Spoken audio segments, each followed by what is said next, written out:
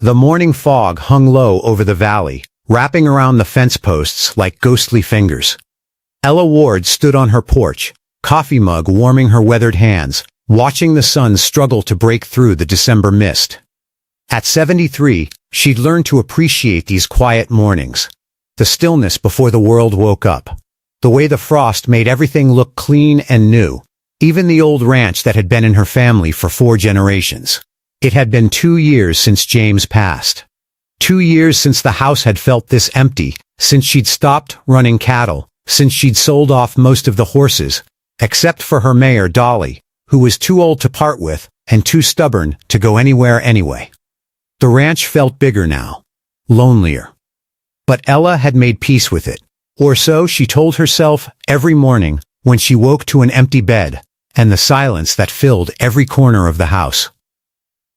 She took a sip of coffee and squinted at the eastern pasture. Something was moving out there near the fence line. At first, she thought it might be a deer. They'd been coming closer to the house lately, brave with winter hunger. But as the fog shifted, she saw it more clearly.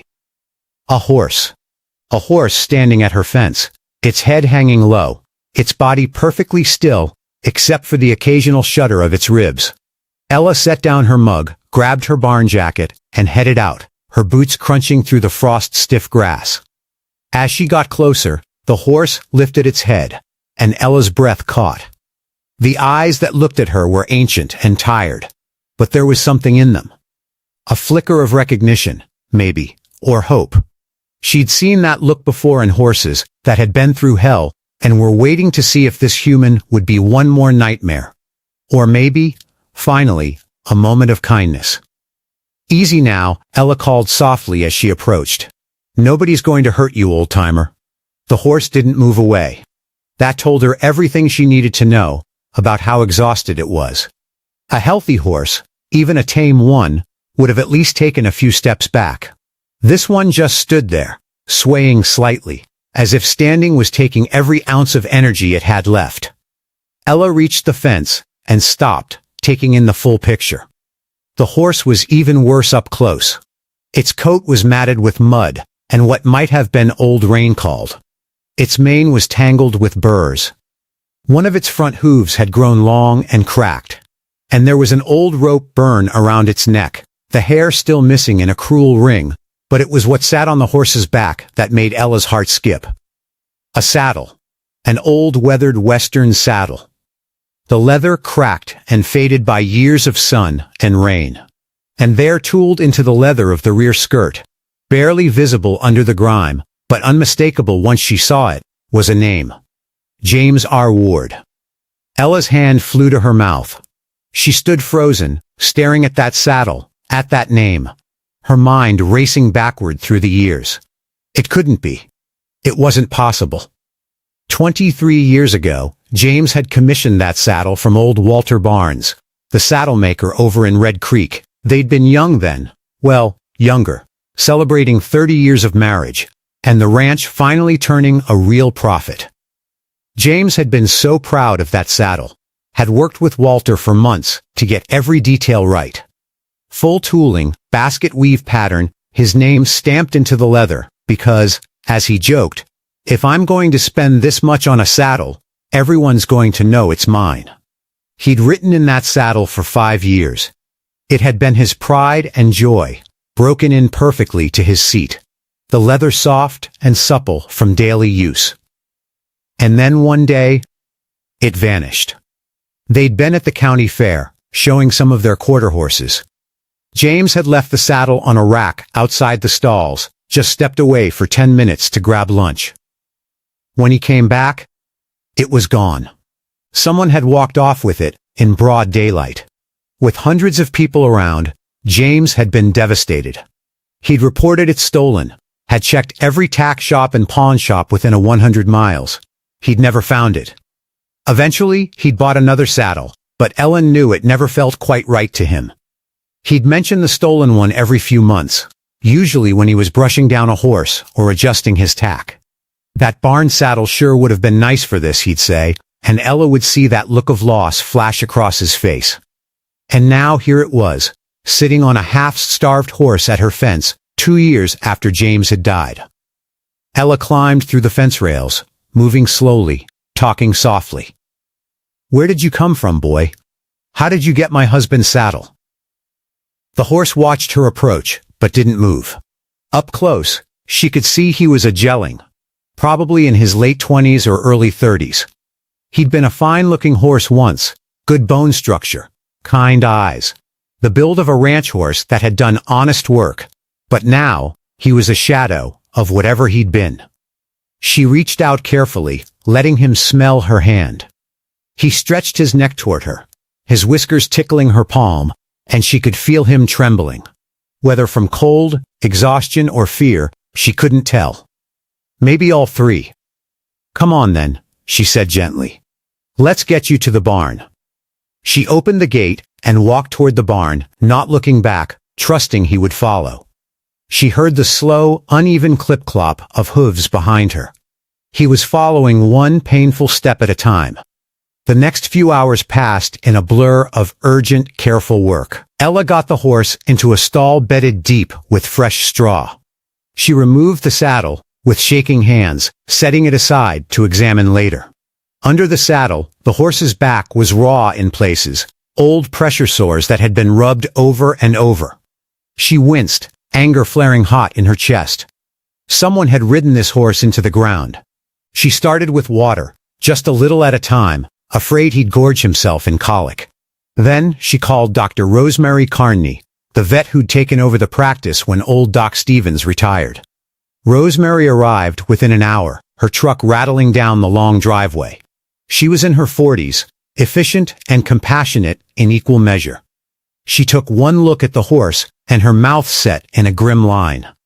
"How long has he been here?" she asked, pulling on gloves. "Showed up this morning. Been less than 3 hours." Rosemary moved around the horse carefully, her hands gentle but thorough. She checked his heart, his gut sounds, his temperature. She examined his hooves, his teeth, the condition of his coat. Finally, she stood back and met Ella's eyes. "He's in bad shape. Ellie's severely underweight, dehydrated, possible kidney issues given how dark his urine is. Those pressure sores on his back are infected. His hooves haven't been trimmed in at least a year, maybe longer. And he's old. I'd say 30, maybe 32. But he'll make it," Ella asked, surprised by the intensity of her own hope. Rosemary hesitated. "If you'd found him a week later, probably not. As it is, he's got a chance, but it's going to be a long road, Ellie. Months of careful feeding, daily wound care, fryer work. And even then, at his age, there's no guarantee." "I'll do it," Ella said immediately. "Whatever it takes," Rosemary smiled. "I had a feeling you'd say that." She pulled out her prescription pad. "Let's start with antibiotics for those sores.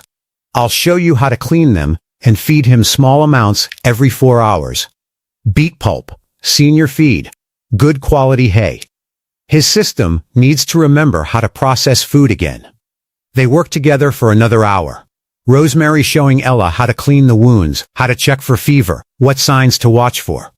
Before she left, Rosemary paused at the stall door. "The saddle," she said. "Is that really your husband's?" Ella nodded, not trusting herself to speak. "Then this horse came home for a reason," Rosemary said softly.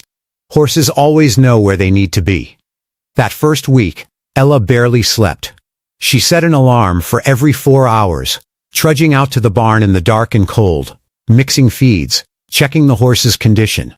She'd clean the saddle carefully, and there was no doubt it was James's. She'd found the maker's mark still visible under the stirrup leather. Walter Barnes's distinctive stamp, the year, everything. The horse, she'd started calling him Reggie, a name that just seemed to fit, improved slowly. By the 3rd day, he was drinking water without prompting. By the 5th, he nickered softly when she entered the barn. By the end of the week, he was eating hay with more enthusiasm, his eyes a little brighter, his head carried a little higher. Ella found herself spending hours in the barn, sitting on a hay bale, watching Reggie eat, talking to him the way she used to talk to James when he was working on the ranch books at the kitchen table.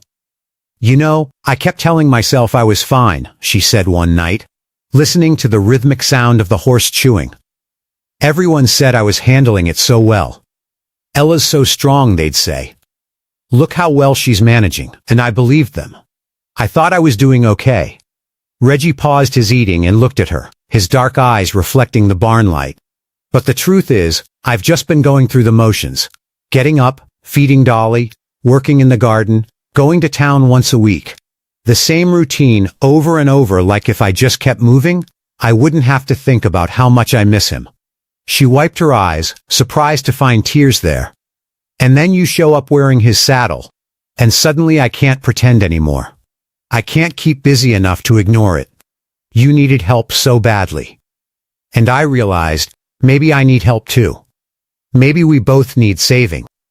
Reggie came to the stall door and stretched his neck over, his nose almost touching her knee. She reached up and stroked his face, feeling the soft warmth of his muzzle, the gentle breath from his nostrils. We're going to get through this, she whispered. Both of us. As Reggie grew stronger, Ella became obsessed with solving the mystery. How had he ended up with James's saddle? Where he been for the past 23 years? She started making phone calls, checking with the county sheriff, posting on local social media groups about the found horse. The break came 2 weeks after Reggie arrived. A woman named Linda Gibson called, her voice shaking. I saw your post about the horse, she said. I think he might have belonged to my ex-husband, Frank. Ella invited her over that afternoon. Linda was in her 60s, thin and tired looking, with the kind of weariness that came from years of hard living.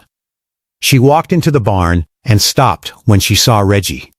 Oh God, she breathed. That's Dash, Frank's horse? Dash? Ella repeated. Linda nodded, tears streaming down her face. Frank bought him about 20 years ago at an auction. Bought the saddle too. Said he got a good deal on both. I always thought it looked like a nice saddle. But Frank wasn't a nice man. She told the story in fits and starts, sitting on a hay bale while Ella stood by Reggie's stall.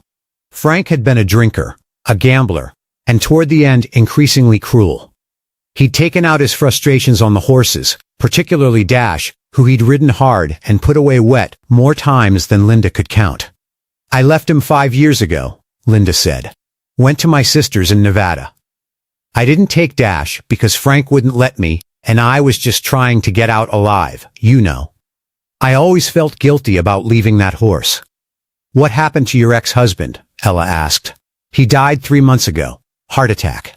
I came back to settle his estate. What little there was. The property was a disaster. I found 2 horses, both in terrible shape. I managed to catch one and got it to a rescue, but Dash, he must have gotten out of the fence somehow. I looked for him for weeks, but she shook her head. I thought he'd died somewhere. I'm so sorry. I should have tried harder. Ella felt a surge of understanding. You were surviving. I understand that. Linda looked at Reggie Dash with such sadness. Is he going to be okay? He's getting there, Ella said. Slowly but surely, Linda stood and walked to the stall, reaching through the bars to touch Dash's neck. The horse leaned into her hand, and Linda sobbed. I'm so sorry, boy. I'm so sorry I left you with him. You're not responsible for your ex-husband's cruelty, Ella said firmly. And Dash found his way here. He's safe now. Before Linda left, she signed over any claim to the horse. He deserves better than I could give him anyway, she said. Looks like he found it. The winter deepened, and with it the bond between Ella and Reggie.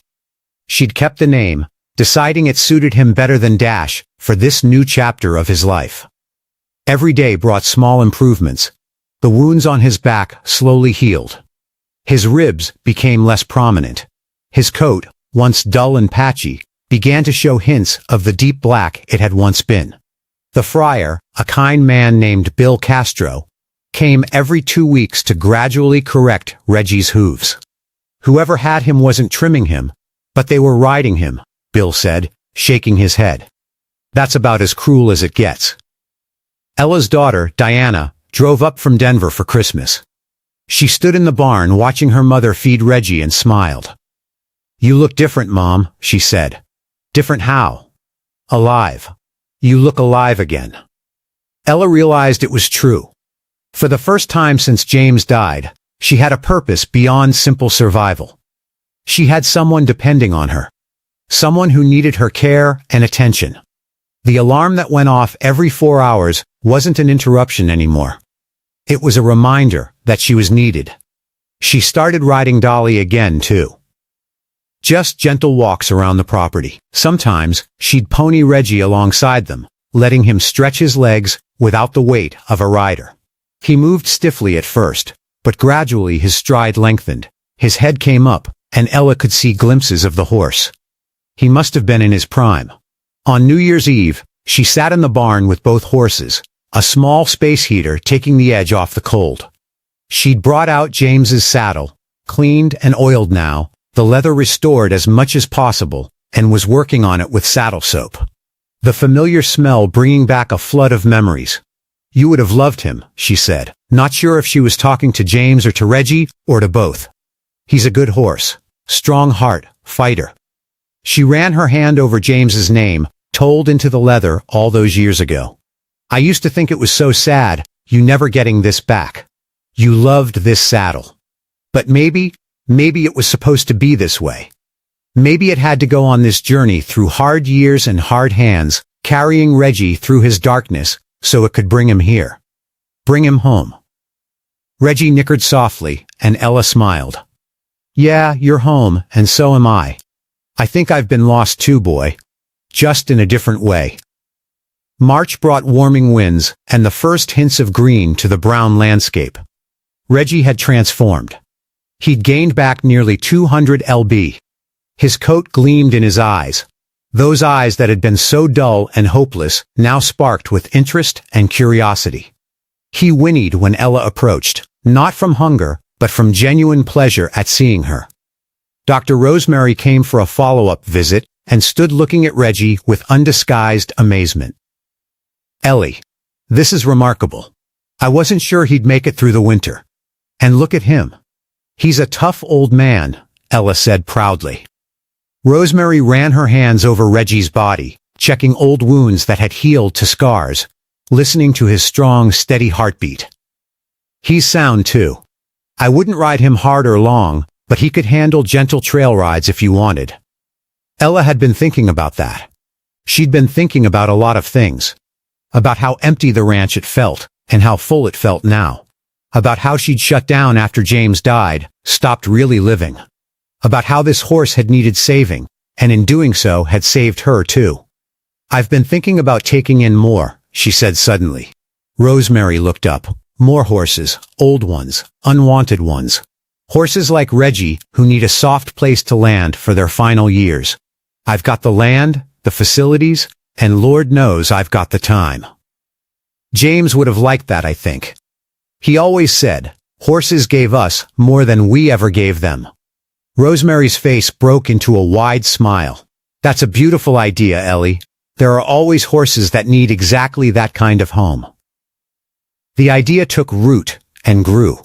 Ella started making calls, reaching out to rescues, letting people know she was willing to take in senior horses or horses with nowhere else to go. Within a month, she'd taken in 3 more. A 30-year-old May mare named Buttercup, who'd outlived her elderly owner. A 28-year-old geeling named Pepper, with arthritis, who couldn't be ridden anymore. And a 25-year-old Mustang named Dancer, who'd gone lame and been given up. The ranch came alive again. The barn was full of the sounds of horses, nickering, munching hay, the gentle thump of hooves on stall mats. Ella hired help, a young woman named Jenna, who just graduated from the equine program at the community college and was looking for experience. "This is incredible," Jenna said on her first day, looking around at the horses. "What you're doing here. It's really special." Ella smiled, watching Reggie and the others eating their breakfast. "It's necessary. These horses spent their lives working for people. The least we can do is give them peace at the end." Late April brought the kind of perfect spring day that makes you remember why you love the West. Clear blue sky, gentle breeze, the smell of sage, and new grass. Ella had been thinking about it for weeks, and finally, she made her decision. She brought James's saddle out of the tack room where it had been resting. She'd thought about keeping it as a memorial, never using it again. But the more she considered it, the more wrong that felt. James had been a horseman. He'd wanted that saddle made for riding, for work, for life. Keeping it pristine on a rack would have made him shake his head. Reggie was standing in the paddock, enjoying the sun. At 25 years old, according to the vet's best estimate, he was still elderly, but he was healthy now. His body strong in a way it probably hadn't been in years. "What do you say, boy?" Ella called. "Want to see what this feels like?" She saddled him carefully, James's saddle settling onto his back for the first time, without causing pain. She'd placed a thick pad underneath, careful of the old scars. Reggie stood quietly, patient, as if he understood the significance of the moment. Ella swung into the saddle, feeling the familiar creak of the leather, the way it molded to her seat, just as it had molded to James's all those years ago. Reggie stood still, waiting. And then at her gentle cue, he walked forward. They moved slowly across the property. Reggie's gait easy and relaxed. Ella felt tears streaming down her face. But they weren't tears of sadness. They were tears of completion, of circles closing, of things coming home. "James," she whispered, "I wish you could see this. Your saddle came back. It brought me a horse that needed saving, and in saving him, I saved myself. Isn't that just like you? Always teaching me something, even now." They rode to the eastern pasture, where James had always said the view was best. Ella stopped Reggie there and sat, looking out over the land that had been in her family for generations. The land she'd shared with James for 52 years of marriage. "I'm going to be okay," she said out loud. "I'm going to keep living. Really living, not just going through the motions. I'm going to fill this ranch with horses that need love. I'm going to make a difference." "That's what you'd want, isn't it?" The wind picked up, warm and gentle, rustling through the new grass. And maybe it was just her imagination. Maybe it was grief, or hope, or the thin mountain air. But Ella could have sworn she felt James there with her, his hand on her shoulder, his voice saying what he always said when she doubted herself. "You've got this, Ella. You always have." By June, Ella's place had transformed into something between a ranch and a rescue. She'd officially registered as a non-profit sanctuary for senior horses, naming it Second Sunset Ranch after James's favorite saying, "Every day you wake up is a chance for a second sunrise. And every day you make it through is a second sunset to be grateful for." The ranch now housed 7 horses, each with their own story of hard use, neglect, or simply outliving their purpose in a world that often discarded animals once they could no longer work. Ella and Jenna, along with 2 volunteers from town, cared for them all. Reggie had become the unofficial greeter. When new horses arrived, frightened and confused, Reggie would stretch his neck over his stall door and nicker softly, a sound of reassurance. The new arrivals always calmed at his presence, as if recognizing a fellow survivor. Diana visited more often now, sometimes bringing her teenage son Michael, who discovered he loved working with the horses. Ella watched her grandson learn to curry and brush, to clean hooves and measure feed, and she saw James in the way he moved, the gentleness he showed to the old horses. "Grandma," Michael said one day, "why do people give up on horses just because they get old?" Ella considered the question carefully. "I think sometimes people forget that these horses gave them their youth, their strength, their hearts. They get so focused on what's useful that they forget about what's right. But that's why places like this exist, to remember, for them to honor what these horses gave." The local newspaper did a story on the sanctuary. Then, a Denver TV station picked it up. Donations started coming in. Hay supplements, money for vet care. People from across the state began reaching out, asking if Ella could take in their aging horses, horses they loved, but could no longer care for. She couldn't take them all, but she took as many as she could manage, always keeping the welfare of the horses first. The ranch that had felt so empty and quiet after James died now rang with life. In late July, Ella received a letter forwarded by the county sheriff. It was from a man named Walter Barnes, Jr., son of the saddle maker who'd crafted James's saddle all those years ago. Dear Mrs. Ward, it read, "My father passed away last year, and while settling his affairs, I came across his old records. I saw that he made a saddle for your husband in 2002, and I remembered my father mentioning that it had been stolen. He always felt bad about that, took a kind of pride in his work, you see, and it bothered him that someone who appreciated craftsmanship had lost something he'd made. I saw the news story about your horse sanctuary, and about how your husband's saddle had found its way back to you. My father would have loved that story. He always said his saddles were meant to work to be part of people's lives and their horse lives. Knowing that his saddle traveled so far and brought you together with a horse that needed you, that would have made him smile. If you ever need repair work on the saddle, please reach out. I've taken over my father's business, and I'd be honored to maintain his work free of charge. Some things are more important than money. Respectfully, Walter Barnes Jr. Ella sat on her porch, the letter in her lap, and cried. Not from sadness, but from the overwhelming sense that everything, all of it, had happened exactly as it was meant to. The saddle being stolen, the years it spent carrying Reggie through hardship, the journey that brought them both here. It was all connected, all purposeful. She wrote back to Walter Jr. that evening, thanking him and telling him the full story. She invited him to visit the ranch to see how his father's work had come home and what it had inspired. September brought cooler nights and the first yellow leaves on the aspens. Reggie was standing in the paddock with Buttercup and Pepper, the three of them dozing in the afternoon sun. At nearly 9 months since he'd appeared at her fence, he was completely transformed. His coat was glossy black, his eyes bright and clear, his body strong despite his age. Ella stood watching him, Dolly beside her, munching on grass. She thought about the journey, Reggie's journey, her own journey, the saddle's journey. She thought about James and how much she still missed him, but also how the grief didn't define her days anymore. Rosemary stopped by for routine checkups and found Ella in the barn organizing supplies. You know, Rosemary said, when I first came out here last December, I thought you might be taking on too much. One severely malnourished horse, winter coming, grieving. I worried it would break you. Ella smiled. I worried about that too. But instead, you built this.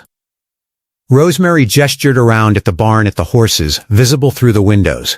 You created something beautiful from pain. Both of you did. You and Reggie. He saved me as much as I saved him, Ella said. Maybe more. That evening, Ella saddled Reggie one more time. They rode out to the eastern pasture, the same route they'd taken that first ride in April. The sun was setting, painting the sky in shades of orange and pink. She dismounted and stood beside Reggie, one hand on James's saddle, one hand on the horse who'd carried it home. She thought about posting how lost she'd been 2 years ago, how hollow the ranch had felt, how she'd been going through the motions of living without really being alive. Thank you, she whispered to Reggie. Thank you for coming here. Thank you for needing me. Thank you for showing me that there's still purpose, still meaning, still life to be lived. Reggie turned his head and nuzzled her shoulder, his breath warm against her neck. Ella looked up at the sky at the stars beginning to appear. We did good, didn't we, James? This old horse, this old saddle, this old ranch. We gave them all new life, and they gave me mine back. The wind whispered through the grass, and somewhere in the distance, a coyote called. The horses in the barn nickered their evening greetings to each other. Ella stood there, her hand on Reggie's neck, and felt something she hadn't felt in 2 years. She felt whole. Second Sunset Ranch celebrated its 1-year anniversary with an open house. Over 100 people came to tour the facilities, meet the horses, and hear their stories. Ella stood in the barn watching children pet Reggie while she told his story. How he'd appeared at her fence, carrying her late husband's stolen saddle. how he'd been barely alive, how he'd healed, and in doing so, helped her heal too. Reggie stood patiently, letting small hands stroke his face, his eyes calm and kind. He was 31 now, elderly even by horse standards, but he was healthy, content, and loved. The ranch now housed 12 horses, with plans to expand the facilities to accommodate more. Donations and volunteer support had grown beyond Ella's wildest expectations. She'd hired 2 full-time staff members, and Michael had decided to defer college for a year to work at the ranch and gain experience. As the sun set and the visitors left, Ella walked through the barn one last time, checking water and hay nets. She paused at Reggie's stall, where he was munching contentedly on hay. "We've come a long way, haven't we, boy?" she said softly. Reggie lifted his head and nickered.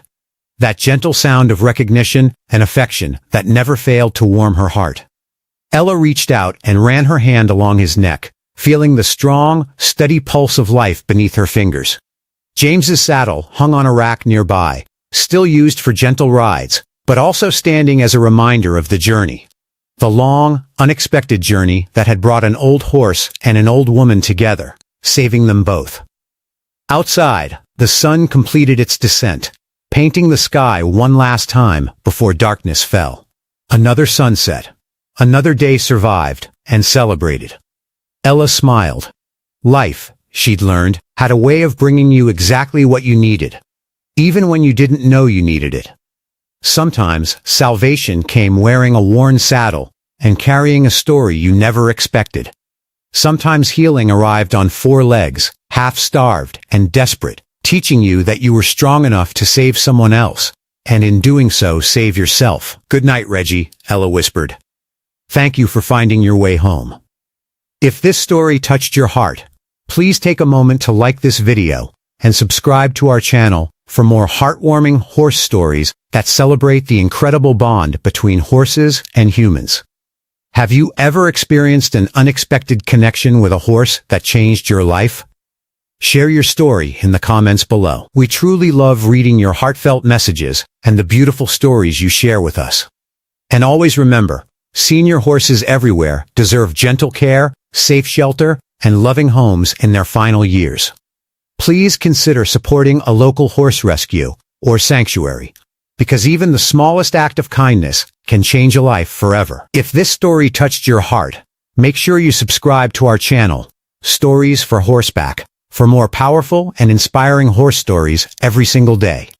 Also, tell us in the comments which country you're watching from. We love seeing our global horse family grow. Thank you so much for watching. And until next time, keep the spirit of the horse alive in your heart, and carry its strength with you wherever you go.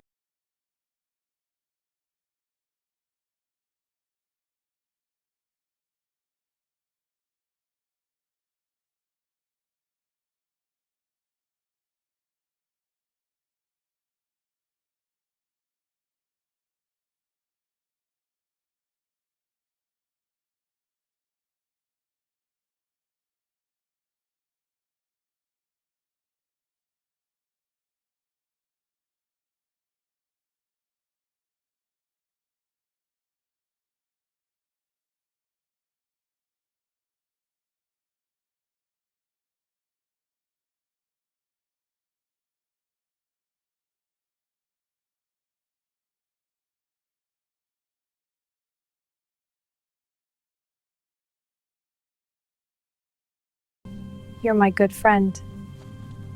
Let's walk together.